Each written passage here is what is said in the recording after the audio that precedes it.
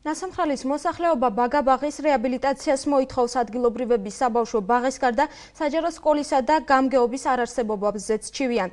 თუ რას აცხადებენ აღნიშნული პრობლემების შესახებ ტერიტორიული მართვის ორგანოში, თემის დეტალები ნახეთ მარია შუღაშვილის სიუჟეტში.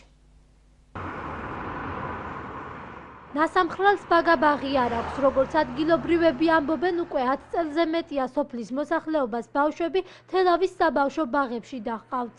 სოფელ ნასამხრალში ეს ერთადერთი შენობაა, სადაც სოფლის ამბულატორია, გამგეობა და საჯარო სკოლა ერთად ფუნქციონირებს. შენობის დანარჩენი ნაწილი ამ დრომდე გაუქმებულია და მას რეკონსტრუქცია ესაჭიროება.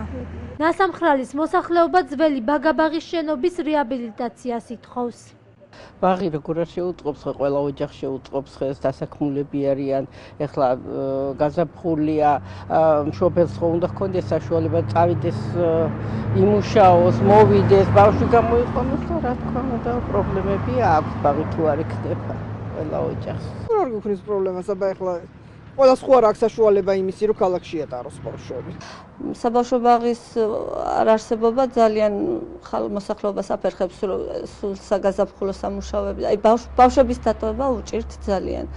ძირითადად ან მეზობელს აბარებენ, ან აი მე პირადადაც ესე მიწევს ხოლმე, რომ ისმეს დაუტოვო, არ ამყავს სახლში სხვა არავინ, რომ დასატოვებლად.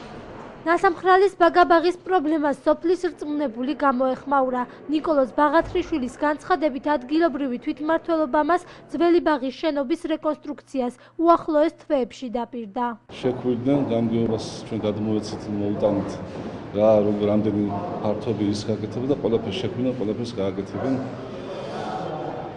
საბავშვო ბაღის გაკეთება, სკოლაც და გამგეობის შენობას და პლუს არის კიდევ მიბნული ექიმი ყოველ კვირა მოდის და მათი შენობაც. ნასამხრალში მცხოვრებ მოსახლეობას ბაგაბაღის გარდა საჯარო სკოლის, გამგეობისა და ამბულატორიის არარსებობაც აწუხებს.